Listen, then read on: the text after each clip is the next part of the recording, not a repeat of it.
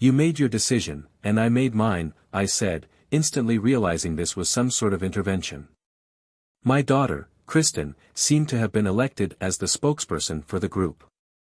We wanted to talk to you about Mom, Kristen began. I glanced at my wife, Josie, but her face was unreadable.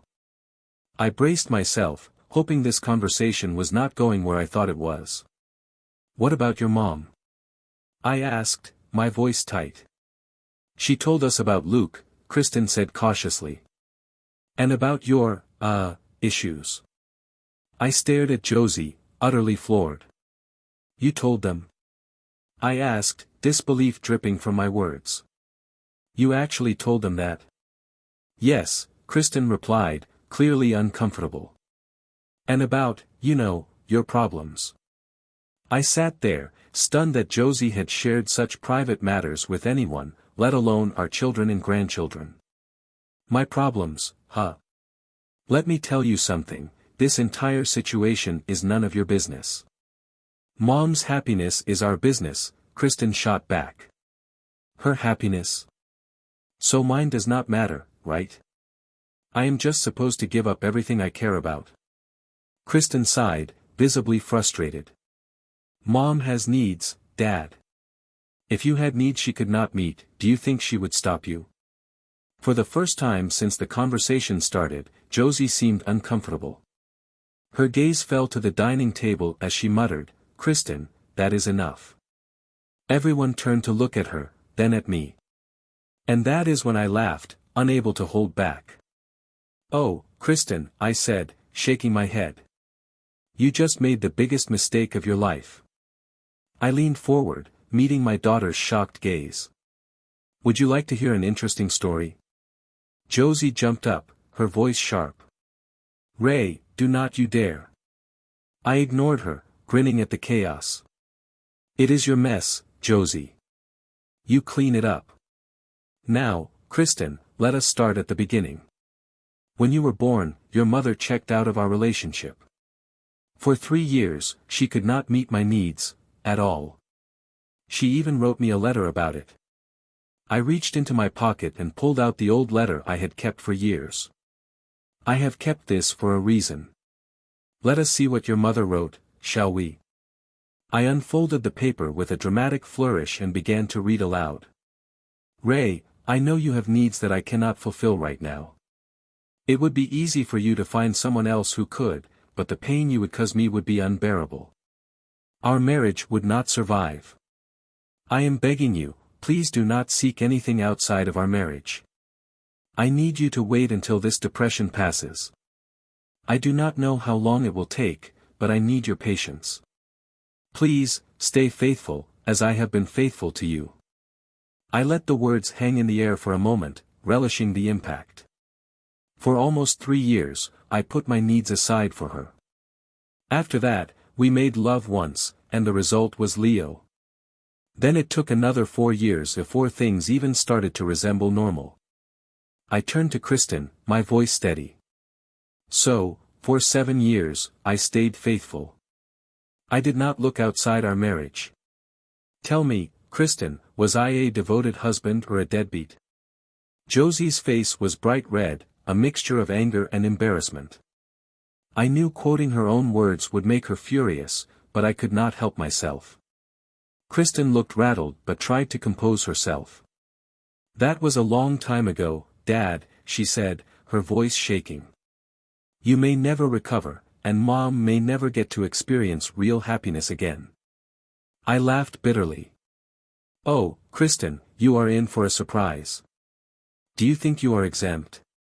If I were Eric, I would start looking elsewhere now. 20 years from now, you will put him through the same thing. Kristen's face turned crimson. Who told you that? Your mom, I said with a shrug. She told me you have the same issue she does. I am sure you will not mind Eric getting his needs met elsewhere. Kristen stammered, too angry to form a coherent response. I turned my gaze to Rebecca. And you, how is your life? Maybe it is time Leo starts exploring a little freedom, huh? The room bristled with tension, their angry stares fixed on me. I smiled, knowing I had struck a nerve. Funny how you are all comfortable taking care of yourselves but hate being in my shoes, I said, standing up. Goodbye. I headed for the door. Julian and Allison called after me, asking about the fireworks. There are plenty of fireworks here, I replied. Enjoy them without me. Josie stood in the doorway as I backed out of the driveway, making no move to stop me. For a while, I just drove aimlessly, trying to clear my head. When my phone rang, it was Rebecca. She left a voicemail apologizing for the ambush, admitting she and Leo had been pressured by Kristen to go along with it. Later, I found myself outside my office. With nothing else to do, I went inside, poured myself a cup of real coffee, none of the decaf Josie made me drink, and sat at my desk. Without thinking, I wrote the word divorce at the top of a blank page. It startled me how right it felt. For years, I had put her happiness first, but when the roles reversed, she had refused to do the same. There was no way forward for us. I opened my laptop, searched for divorce lawyers, and saw a familiar name, Lindsay Logan. She had a reputation for being sharp and straightforward. I filled out her online form and received a prompt response about scheduling a consultation. Now came the question of where to live. I remembered seeing an ad for a complex that catered to recently divorced individuals. They offered private apartments with housekeeping and meals included. A quick call later, I was on my way to check the place out. As I toured the facility, I ran into a couple of old friends and was invited to watch a game in the common room. For the first time in a long while, I felt a sense of ease. Maybe this new chapter would not be so bad after all. After the game, I even had time for a beer. That is when I ran into Sam, an old buddy from our fishing days before marriage and life caused us to drift apart. He asked what brought me to the place. My wife decided she wanted to trade me in for a younger model, I replied with a bitter smile. And somehow, she cannot understand why I am not thrilled about it. Sam gave me a knowing look. Josie's always been a selfish piece of work, but this is colder than I would have thought. I blinked at him, startled. You knew Josie? Sam nodded, his face unreadable. Yeah, I knew her. I was friends with her brother, and I even dated her when we were kids, you know, back when 6 weeks seemed like a lifetime. We lived next door until we were 15. I frowned, trying to process this new information. I never knew that. When we started hanging out, you lived in Hillview. That's right, Sam said. My parents moved there just before we met. After you got serious with Josie, though, I figured she did not want me around. She kept you pretty isolated from your old friends. Think about it, how many of the guys you were close to before you met Josie are still your friends now? And how many of your current friends came through her? His question hit me like a truck, but I already knew the answer. None, I admitted, the realization both shocking and not at the same time. Sam nodded knowingly. That's what I figured. I sighed, staring into my drink. I had always bent over backward to make Josie happy. Every time there was a conflict between her happiness and mine, she always came out on top. And now this thing with Luke was the ultimate display of her selfishness. Later that day, I made my decision and returned to the manager's office. I'll take the apartment, I told him. We completed the paperwork, and as I reached for my card to pay the deposit, the manager paused. I think you should open a new bank account before paying, he advised. You do not want your soon-to-be ex-wife tracking you, do you? I blinked, realizing I had not even considered the practicalities of separating my finances. Phones, banking, everything, it all needed to be untangled. The manager suggested I visit a new bank the next day to get started. He eyed my outdated phone and added with a laugh, and you should upgrade that brick too. You'll need a smartphone for banking apps and staying connected. His suggestion made me grimace, but he laughed it off. Give it a week, and you will feel like that phone is an old friend. That night, I drove home to an empty house. The fireworks had already ended, and I knew the family would be home around 11:30. I had about 45 minutes to prepare.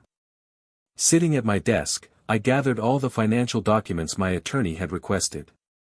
Thankfully, I had kept everything organized, so it did not take long to copy and pack it all. I loaded the paperwork into my car just as the rest of the family arrived. As they walked through the door, everyone paused, staring at me like I was some kind of unwelcome guest. Kristen was the first to speak. "Everyone, go home. Mom and I are going to finish this conversation with Dad." The others wasted no time leaving, clearly eager to escape the tension. That left me, Josie, and Kristen standing in the living room. Josie was the first to speak. "Why did you bring up our personal problems, Ray? That letter was from the heart, and you used it against me." Kristen jumped in, her voice sharp. "You ruined what was supposed to be a perfect day with your nonsense, then ran off like a sulking child." I stayed silent, staring at them without a word. Eventually, Josie lost her patience. "Say something, Ray. We deserve an apology. And I expect you to call Luke and take back that body bag comment." I finally broke my silence, addressing Josie first. "Your affair is over. If Luke ever sets foot in this house again, we are done. As for you," I turned to Kristen, "get out. Take your excuse-making out of my house before I say something we will both regret." Kristen's face twisted in disgust. "There will be no divorce, Dad. You need to get over your bruised ego. And if you ever touch Luke, you will never see your granddaughters again." Her words made my anger boil over. I stood up, towering over her, and she instinctively stepped back, fear flashing in her eyes. Before I could say anything, Josie stepped between us. "Kristen, go home. I will handle your father," she said firmly. Kristen shot me one last glare before storming out. Josie turned to me, her voice shaking. "How dare you threaten our daughter like that?" I walked past her, heading upstairs. "I'm moving into the spare room," I said flatly. "I cannot stand to share a space with you anymore." I gathered some of my belongings and locked the door behind me. When Josie used the spare key to open it, I blocked her entry. "Leave," I told her coldly. "I don't want to see you right now." For a moment, her face betrayed a mix of shock and hurt, but she stepped back, allowing me to close the door. That night, I slept surprisingly well.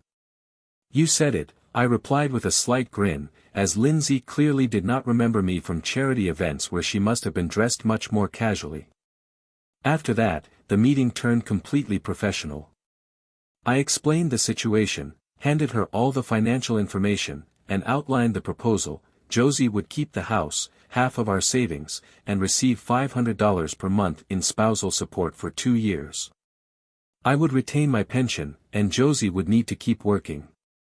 The paperwork would be finalized the following Friday, but I requested they be served on Saturday morning instead. I returned home at my usual time, avoiding Josie altogether. I moved the last of my things into the spare room and took the opportunity to discreetly pack my new suitcases. Early the next morning, while she was still asleep, I carried them to the car and drove to my new apartment. I left the suitcases there, planning to unpack when the furniture arrived. All I left at the old house was a week's worth of clothes and some dirty laundry. After checking a few things at home, I headed to the office. My boss, Brad, seemed surprised to see me. "What are you doing here? Shouldn't you be off?" "Nothing to do at home," I shrugged. "Might as well get some work done." Surprisingly, I had an extremely productive day and stayed an hour later than usual. I grabbed a quick bite at a health food store near the office before heading home. When I walked in, Josie looked up from the table. "I made lamb, but it went bad." "Why are you late?"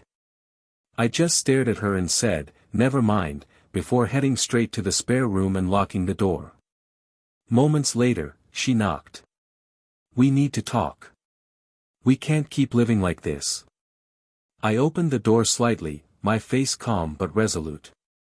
Wow, Sherlock. I can't live with you cheating on me every weekend, so until this is over, nothing is going to change. Her face flushed with anger. You have no respect for my feelings, needs, or happiness. You need to man up and work on this marriage, or it will be over. I laughed bitterly. Maybe you should take your own advice. You have no respect for my feelings, needs, or happiness. Now, please leave me alone. The rest of the week passed in icy silence. On Thursday after work, I went to the new apartment to set everything up. The furniture had arrived, and I spent the evening arranging things and buying bedding and other essentials.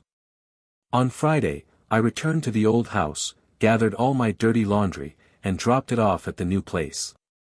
Saturday morning, I packed the last of my clothes and medications into a small bag and got ready for a golf outing. As I came downstairs, Josie was seated at the table. If golf gets cancelled because of rain, don't come back until 10 o'clock, she said. I don't want you seeing anything you wouldn't want to. I froze for a moment, then gave her a pointed look.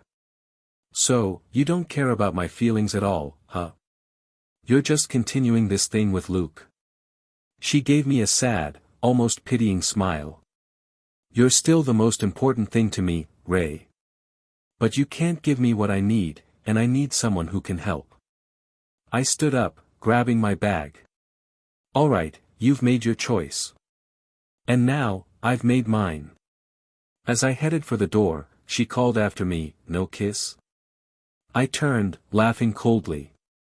Never again. Later that morning, I met Lindsay and a bailiff at her office.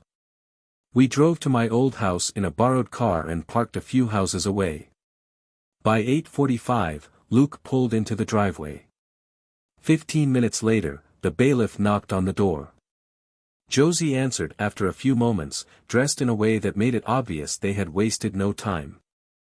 The bailiff handed her the divorce papers.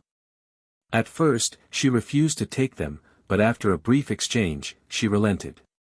She opened the envelope, her hand flying to her mouth as she scanned the documents. Then she slammed the door shut. Less than 5 minutes later, Luke left the house, driving away without looking back.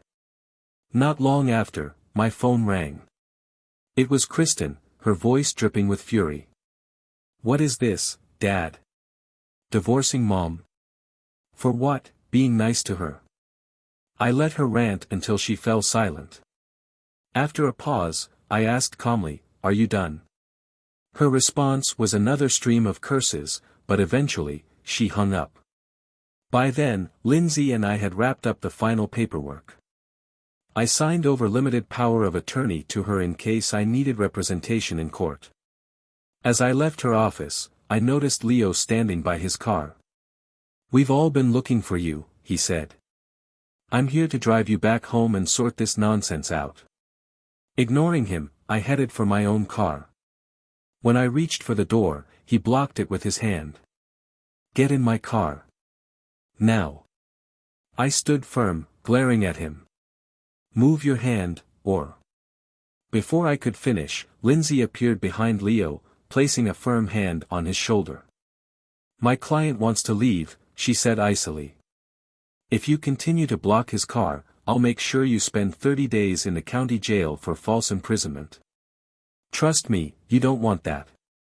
Leo's hand shot away from the car, and I climbed in.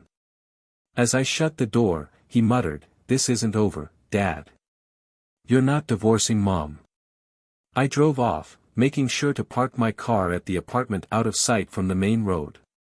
The next day, I met with my new housekeeper to go over my medications, diet, and other needs related to my heart condition. The system they had in place was thorough and professional. On Monday afternoon, Lindsay called with troubling news. Josie's attorney had filed for a protective order, claiming I was incapable of taking care of myself and should be placed under Josie and Kristen's custody. The preliminary hearing was scheduled for the next morning. In court, Josie testified, painting a skewed picture of my health and capabilities. Things unraveled when Lindsay asked her what she would do if the divorce proceeded. Josie's response: "I'd revoke it, of course." Lindsay turned to the judge. "Your Honor, this is clearly an attempt to halt the divorce and has nothing to do with my client's well-being." Lindsay then called the facility manager and my doctor, who both testified that the care I was receiving was top-notch. The judge dismissed the order, calling Josie's claims baseless. As we left, Kristen stopped me. "This isn't over, Dad. You need to swallow your pride and get back with Mom. Otherwise, she might actually sign those papers." I said nothing and walked away, the weight of the day settling on my shoulders. I laughed. "Oh, please, let her hurry up and file them." The next day, I sat in my doctor's office, and he frowned at my chart. "I see you're still taking a very high dose of ACE inhibitors. Your blood pressure is dangerously low," he said. "I think we need to take you off them altogether. Starting today, I'll reduce your dosage by 10 milligrams a week." He promised to send a letter to my new address to confirm the changes. Over the next 2 months, the medication was completely eliminated, and for the first time in years, I felt like myself again. About 2 weeks after my last appointment, Sam and I were watching TV in the common room when the manager came in with a woman interested in renting an apartment. The moment I saw her, something stirred inside me, a feeling I hadn't experienced in a very long time. She was beautiful, and the attraction, though faint and disorienting, was surprisingly pleasant. Meanwhile, the first hearing for the divorce petition was scheduled after months of Josie's endless legal maneuvers to delay it. Lindsay presented the case as a straightforward irreconcilable divorce, asking the court to grant it without delay. Josie's attorney countered, claiming that the divorce stemmed from a misunderstanding on my part and requested 12 mandatory counseling sessions, the state maximum, so we could work things out. The judge, sympathetic to the length of our marriage, decided on a compromise. "I'm scheduling 3 counseling sessions," he announced. "After which, the counselor will report back on the progress. Both parties must agree on the counselor." Choosing a counselor proved difficult. Josie first suggested one of her friends from her golf club, which Lindsay immediately rejected. We eventually agreed on someone Lindsay knew to be impartial. The first session was a disaster. Josie began by insisting that she had needs and that it was unreasonable of me to deny her the chance to meet them. When I mentioned her adultery, she flew into a rage, accusing me of being inadequate and expecting her to remain faithful under impossible circumstances. In response, I produced her old letter, the one pleading for my fidelity during her depression. Josie tried to snatch it from the counselor, dismissing it as irrelevant. But the counselor sharply rebuked her, pointing out her blatant disregard for the concept of equality in marriage. The second session went even worse. Halfway through, Kristen barged in uninvited, demanding that the counselor side with her mother and tell the judge to halt the divorce. Afterward, the counselor submitted a letter to the court stating that there was no hope of reconciliation and that further sessions would be pointless. Over the next 3 months, Josie's attorney deployed every tactic imaginable to delay the divorce, including demands for medical and psychiatric evaluations. They even claimed I was mentally unfit to make decisions because of my medications. 2 days before the final hearing, their last attempt failed when I was deemed fully competent. That evening, I sat in the living room with Angela, the tenant who had stirred something in me. We had grown close over the weeks, and our mutual attraction was undeniable.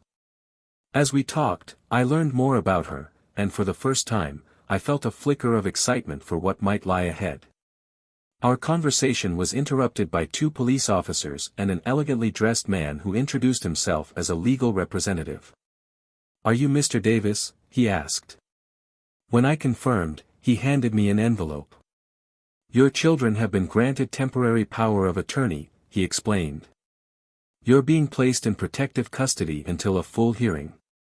Stunned, I was physically escorted out of the building despite my protests. Before leaving, I shouted to Angela, "Call Lindsay Logan. Tell her what's happening." I was taken to a hospital and placed in a secure ward. Hours later, I heard Lindsay arguing at the front desk. The nurse refused her entry, citing the power of attorney. Lindsay, undeterred, handed a document to the bailiff accompanying her. "This is a court order granting me access to my client," the bailiff declared. "If you obstruct me, I am authorized to take whatever measures are necessary. Believe me, I won't be gentle." The nurse quickly stepped aside. Lindsay rushed to my bedside, unlocked my handcuffs, and whispered urgently, "Get up, we're leaving now. They'll try to stop us." We fled the hospital and into a waiting cab. Lindsay drove me to her home, where over coffee, she explained the situation. Years earlier, after my heart attack, I had signed a power of attorney giving my children authority over my medical care if I became incapacitated. They had used this to have me declared incompetent, intending to block the divorce. "We'll have to be careful," Lindsay warned. "They've already told the police you're a danger to yourself. But we'll make it to court." The next morning, we entered the courthouse through a back door.